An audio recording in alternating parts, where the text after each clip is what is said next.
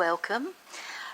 This should be a really interesting meeting. Not that I'm suggesting our other meetings aren't, of course, but I think this is something that there's been a lot of work gone into it, and I'm hoping you'll all appreciate that. So I'll just run through the agenda. We've got apologies for absence from Councillors Monk, Ash, Brown and Kumar, and also from Mark Shelford, the Police and Crime Commissioner.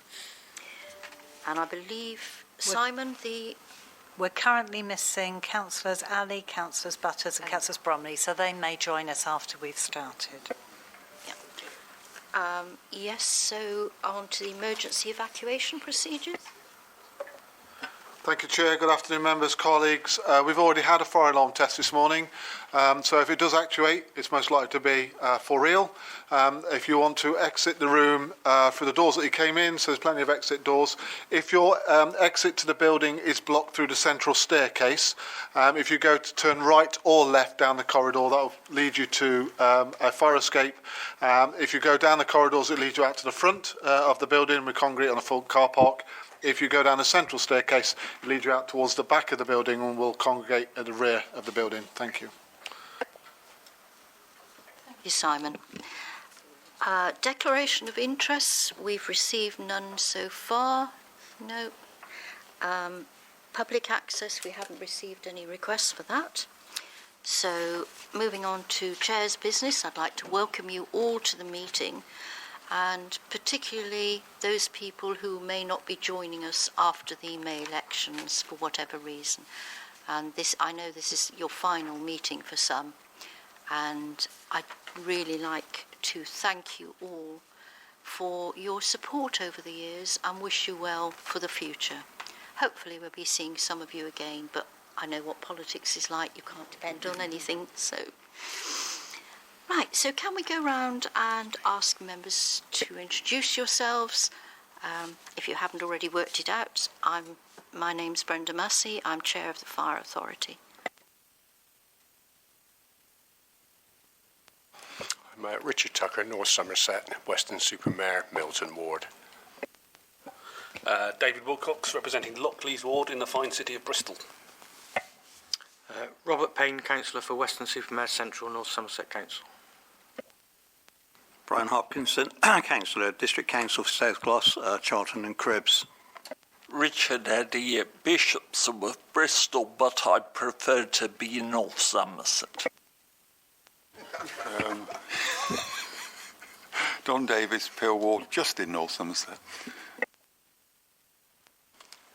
Ben Nutland, Councillor for Yate North and South Gloucestershire. Andrew Varney from North Somerset, but now representing Brislington West in the fine city of Bristol.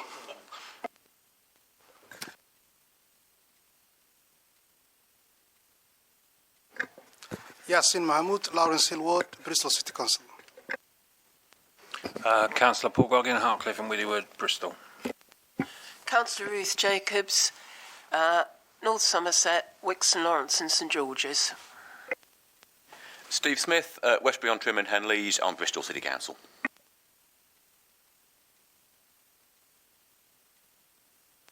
So can we have officers now starting? We'll go around the other way.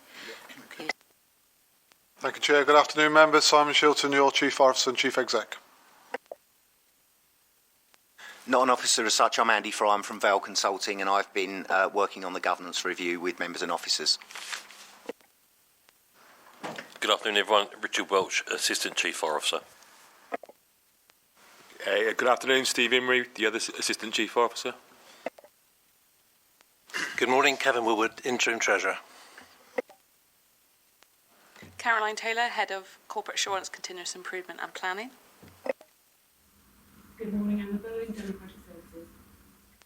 Good morning, Amanda Brown, Clerk to Avon Fire Authority, and I'd also like to welcome James Mason, our independent person.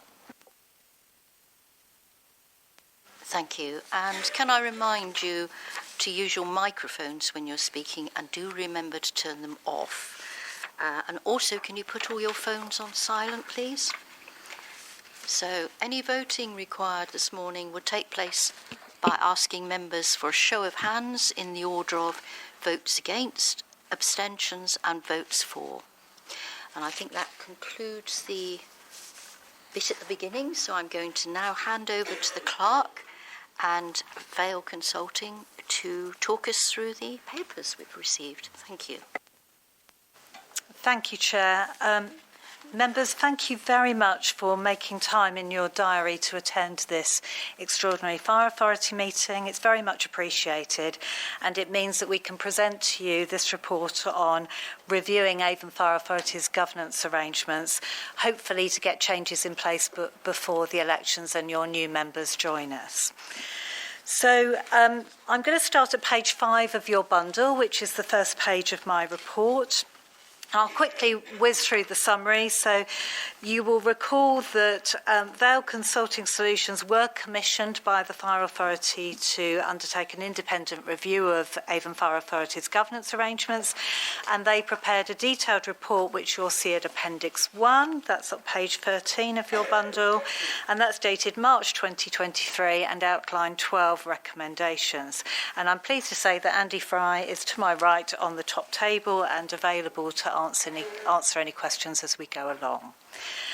You will recall that you were briefed on the findings of that review and the recommendations before your last Fire Authority meeting on the 29th of March. And I think we had a good 1-hour briefing where everybody was able to ask as many questions as they needed. So hopefully that's dealt with a lot of questions in people's minds.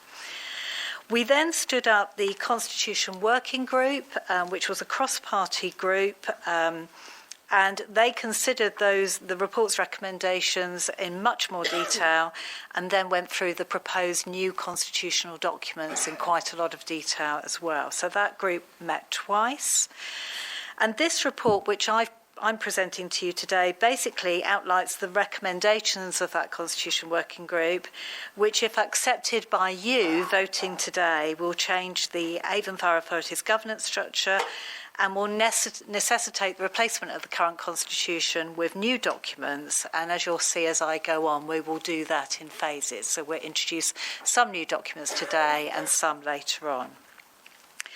The other aspect of this is that the Governance Review Report made 12 recommendations, and it's just not feasible to implement all of them straight away due to resources.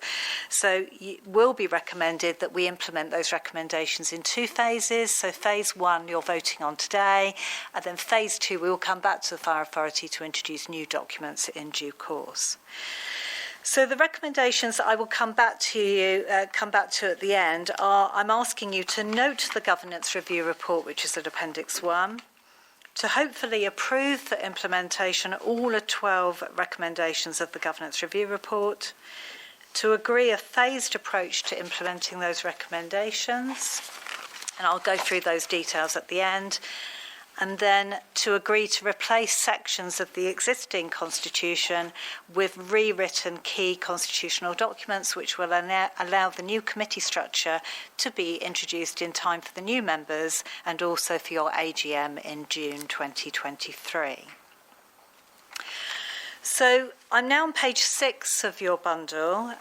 By way of background, your chair kindly gave me this job last autumn and said, let's check that we're doing things as well as we should be. We organised a local government association-led workshop, which took place at the headquarters on the 2nd of December. And the output of those discussions at that workshop was the fact that we felt we did need a formal review of our governance arrangements, and we identified the areas of focus for that governance review. We then instructed Vale Consulting, and we have Andy Fry here from Vale Consulting, and they worked very hard and diligently to speak to as many officers and members as they could to get their input, and then presented their report to us in March.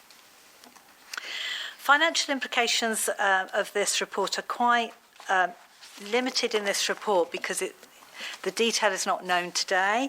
I have identified that there may be some savings from a simplified governance structure because there's going to be less committees and less meetings. But equally, two of the recommendations are training. So I think we're likely to be incurring expenditure to bring in external trainers.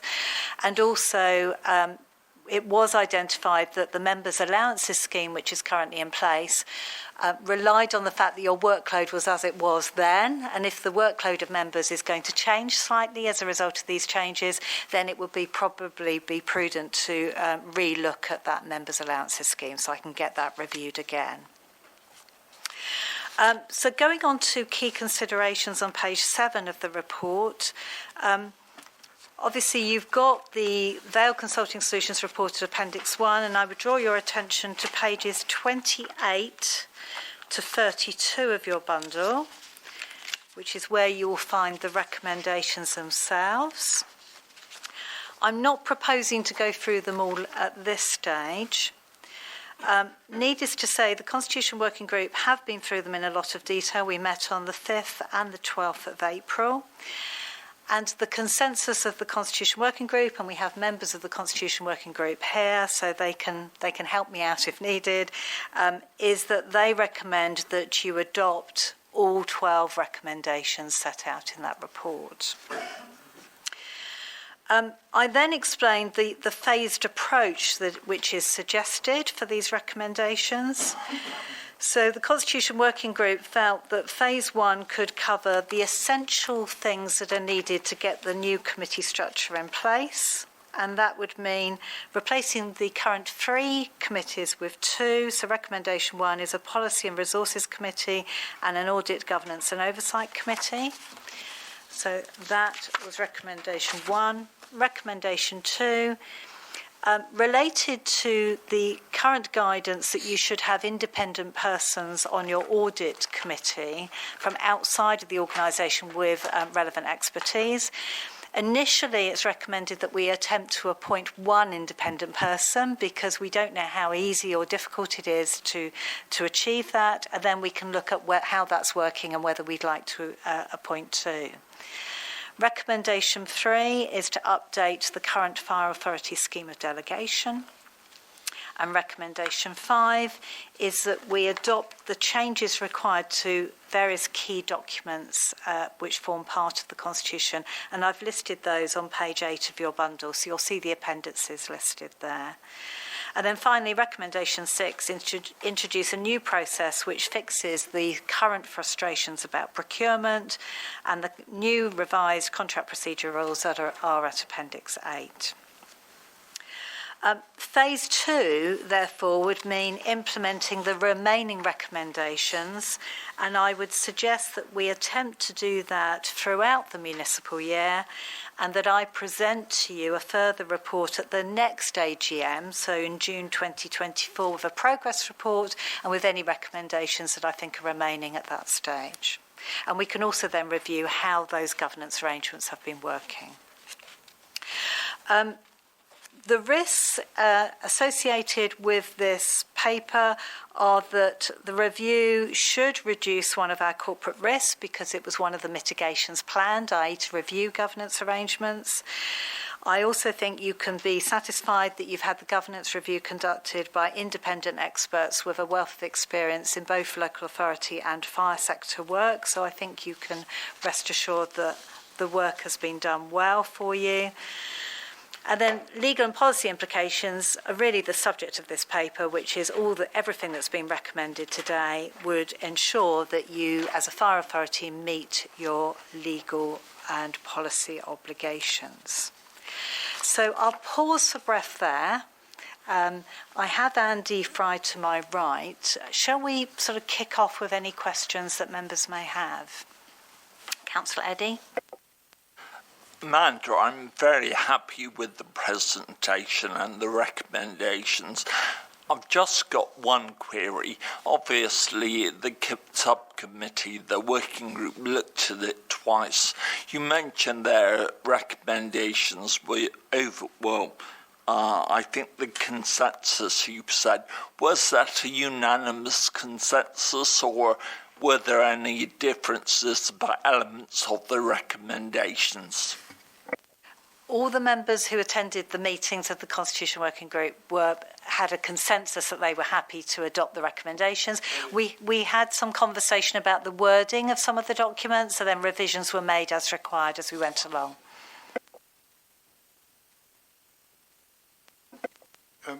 Thanks for everybody that took part in this, both as officers and as members. And I've not got any particular massive quiz. I'm going to go to page 69, which is Appendix 7. It's got 69 on the bottom. It says Appendix 7. I presume it's in the 69 page of your book.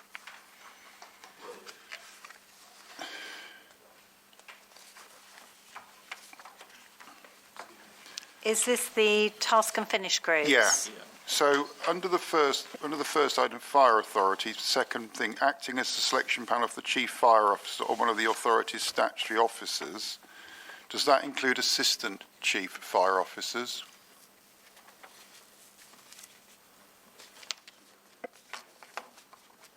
Sorry, I think Andy's going to they aren't answer for you. statutory officers, are they? No, you're absolutely right, Councillor. They're not. And one of the changes that's been made is that appointment decisions for assistant chief fire officers within what's being proposed will be for the chief fire officer in consultation with members of the fire authority who will be involved in the selection process. And we've written the terms of reference for the fire authority in that way. But there is a change in that the final decision on appointment will sit with the chief essentially as the head of paid service who's responsible for staffing structures rather than a decision resting with the authority. Okay, well, I've made my thoughts known on that in the past, and I'm not going to labour everybody again with it, but I wouldn't mind if that could be the fact the selection panel could be involved with the assistant chief fire officer as well. Because I think we need to have member input. I mean, it might be the decision of the chief, but I'm sure if everybody on the panel was against it and the chief was to push forward and say yes, then I think that would be rather difficult for the chief to maintain his position or her position, indeed, in the future. The second question I've got is that Councillor, sorry, before we move on to the next one, it might be worth just quickly looking at Appendix 3, page 43. Yeah. So at the bottom of that page, I think to address some of your concerns, some new wording was introduced.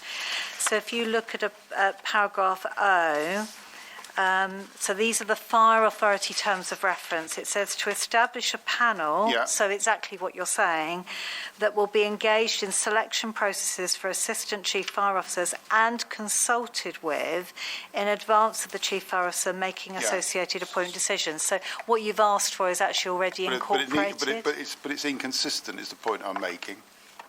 Because it says in one thing, then it doesn't say it in this. I think it needs to be under Appendix 7. On Appendix 7, second from bottom, they should be cross-party. That's just it's just an invitation to mischief-making, isn't it? I'm sure none of my colleagues here would do that, but I've got no way of saying the members in the future.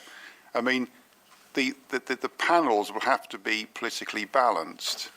I think the point of working groups and task and finish groups is that they should be they're selected from the willing rather than the press gang. And I would very much be unhappy. It won't make a difference to me, will it? But you know, if there's a task and finish group and it can't start because you're waiting for somebody to come along who's not there willingly, I think I would certainly change that to an aim to be cross-party. But it's the most important thing is the fact that people are willing to do it. And the third point is around the contract values. Now, I know it isn't happening now, but under a previous 2 chief fire officers, there were some reports around people gaming that. What I mean is they had a limit of £1,000 to spend, and there were lots of £999 and 99 pence contracts rolled out constantly. So in reality, the contract was far beyond the person's ability to sign up on delegation, but the individual contracts were within the single limit. So I don't know what safeguards we have around aggregation. I think the bigger ones are more obvious because clearly there are a lot, and therefore things that we've got, the processes here. But the smaller ones, you know, how do you make sure, you know, a catering budget, for example, for a particular event or a group of events is captured in the total, and it should go out to a proper contract as opposed to, they're all individual events and I'll do it separately and it's below the limit.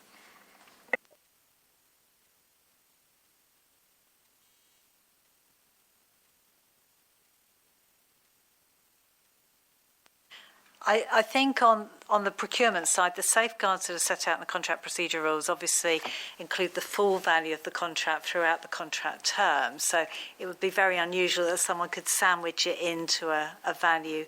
Okay. But that's the safeguard is the wording in the contract procedure. Is there any particular wording in the contract procedure rules that you would have liked to have seen or you're unhappy with? I'm not particularly unhappy with it, but I think we need to put some form of safeguard in there around people abusing, especially the smaller limits, around the ability to spend £100,000, but spend it in 10 separate amounts and be below the limit. If I can step in there, Don, there is wording in the contract procedure rules that says exactly that. It's, where are we? Sorry, see, I found it a second ago, and now I've lost it again, but it's definitely there. There we go. CPR 1.3, no works or requirements for goods or services may be artificially split to avoid consulting or avoid compliance with procurement law or these rules. And there's wording in there that about if you're not certain, consult with the procurement team. So, I mean, ultimately, there's no wording that's going to stop somebody deliberately trying to defraud if that's what they want to do, but the rules are clearly set out. And ultimately, I guess the safeguard is that the audit committee can ask at any time to review these figures and see them. Yeah, thanks for that, Steve. So I couldn't find that, so thank you for that. I mean, perhaps with the suggestion be for the audit committee in their first year of operation, that's one of the things they look at. If I could suggest that to an audit committee I've got no part of. Can I just note that paragraph again that you've just quoted? It was CPR 1.3. Sorry? They're out, so you put some Andrew. Page 77. Yes, page 77, second up from the bottom. Could I make a plea that if anybody is quoting anything that they want looked at or changed, please can you say what page it's on? Because it's quite a big pack of papers here, and it's tricky trying to find out which one you're talking about. So please could you reference the page number? That would really help us. David? There are two CPR 1.3s, yes. One on 73 and the other one on... We've just spotted that, yeah. So that can be amended, that's fine. In fact, this might be a good time for me to run through, so happy to take more questions and answers about the actual report and the recommendations. In relation to the documents themselves, they're all set out at your appendices. And I had an agreement with the Constitution Working Group that because I hadn't yet had feedback from all officers, it was accepted that there may be some late changes to those documents. So I've left on your desk a table, which you should see here. And the table sets out all the minor, I regard them as relatively minor track changes which have been made, but I'm happy to take you through them. So, and then behind that table, you've got printed off copies showing the track changes. So, for example, Appendix 2, which is page 36 of your bundle, you will see that a line has been added which now makes reference to the fire authority being the scheme manager and scheme employer for the firefighters and local government pension schemes, which was important to give a nod to that. So that's the only amendment that's been made on that page 36. Page 38, which is our schematic about vision, mission and values.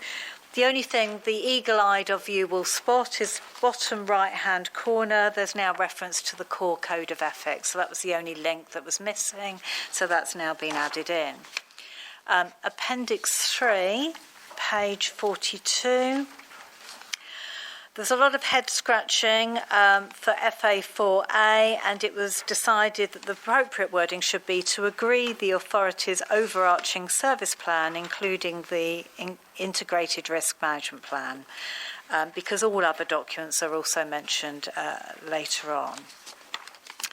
And then Appendix 4, so pages 48 and 49 of your bundle.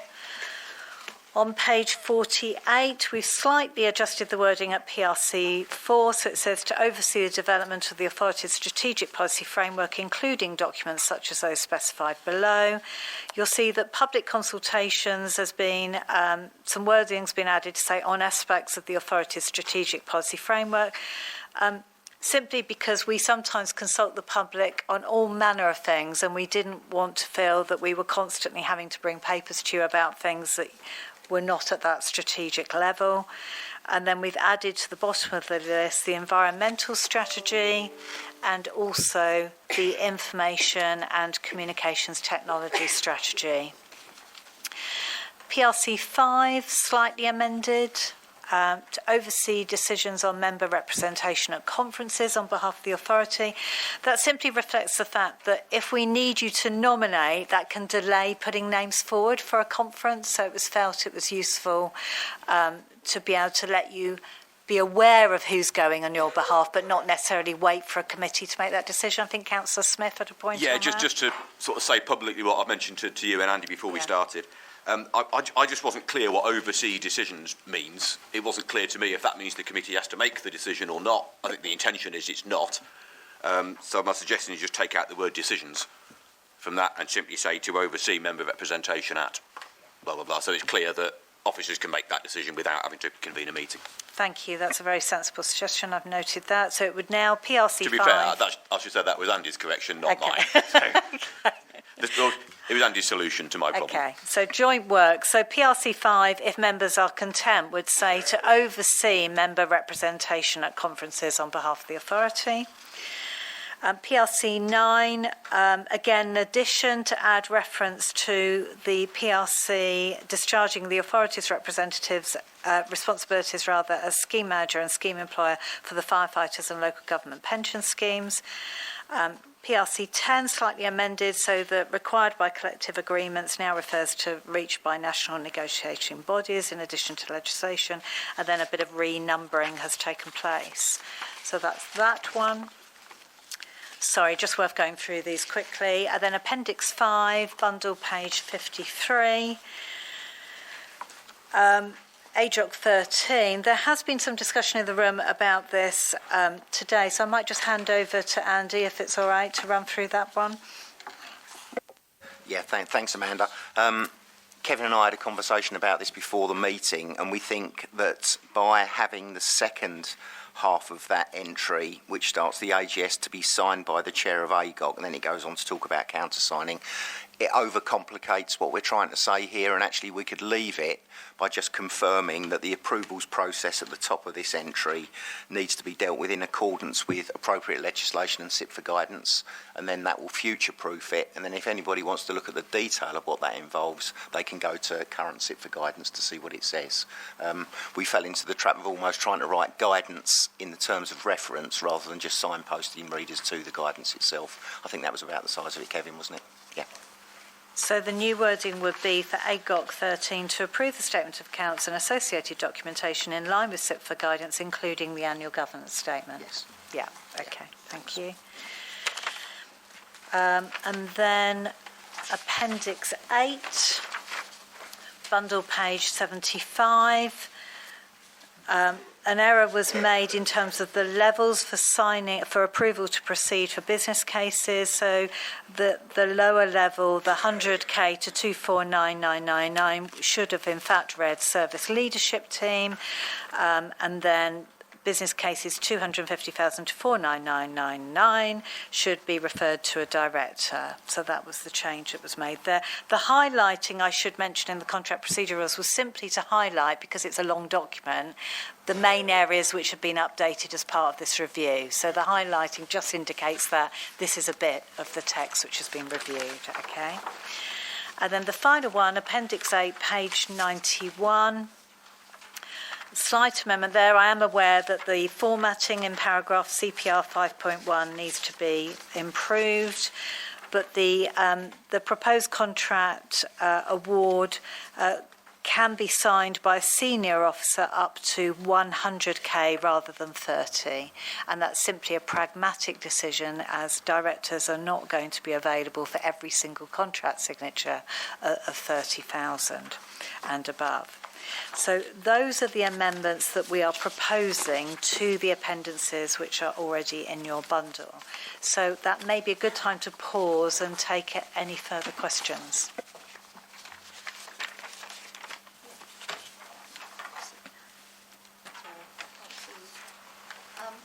Right, any questions from anybody? Can you wave at me or indicate? Wow. Stand them into silence. You've got the expert in the room, that's all I'm saying. Okay, so let's go back to my paper and the recommendations then. So I'm asking the Fire Authority to note the Governance Review Report dated March 2023 at Appendix 1. Approve for implementation all 12 recommendations of the Governance Review Report. Agree a phased approach for implementing its recommendations, and the phased approach is as follows. Phase 1 would be implement recommendations 1, new committee structure, 2, recruit an AJOC independent member, 3, new scheme of delegation, 5, in part rewrites parts of the constitution, and 6, new procurement process, and phase 2, implement the remaining recommendations where practicable during the new municipal year. And the final recommendation is that we replace sections of the existing Avon Fire Authority Constitution with rewritten key constitutional documents so the new committee structure can be introduced in time for the Fire Authority AGM in June 2023. And I would add in there, subject to the amendments tabled today, which are set out in that table that I've just been through with you.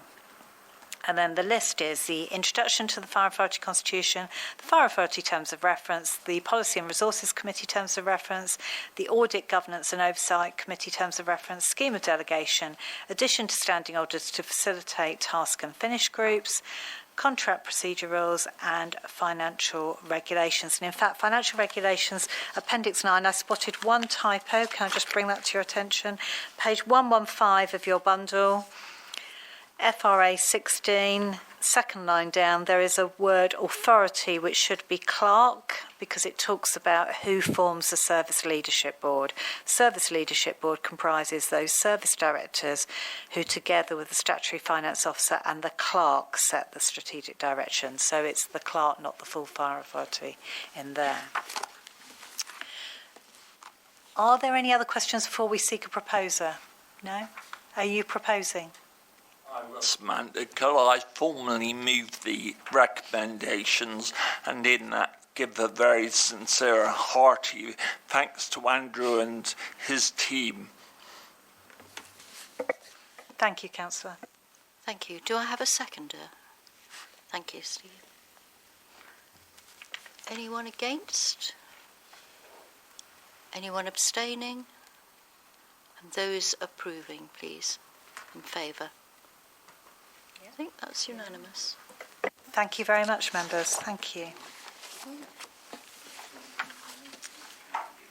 Okay. Well, you've all been really quick, so that's great. So the date of our next meeting is the 21st of June at 2 o'clock, which will be our AGM, and that will be held at Avonmouth Fire Station. The new station. The new one, yes, that's right. So I look forward to seeing at least some of you there. And can I just again reiterate my thanks to you all for your support over the years. If you've got elections coming up, I wish you the best. Funnily enough, in Bristol we don't, so we're fine. Yeah. So I'm anticipating seeing my Bristol colleagues again at the next meeting. But good luck. And it's been very nice working with you if I'm not going to see you again. So thank you. Ben? I'd just like to extend my thanks to, obviously, Andy for this process. You know, I know you've called yourself an anorak at times, but, you know, this has been a difficult process, but, you know, you've made it a lot easier. And I just want to extend my thanks to Brenda's chair for the guidance that she's offered to all of us over, you know, her term. And to Amanda and Simon for their ability to make things work. So we do appreciate it and thank you. Thank you. Thank you very much. And I think we can now declare the meeting closed. Thank you. Thank you.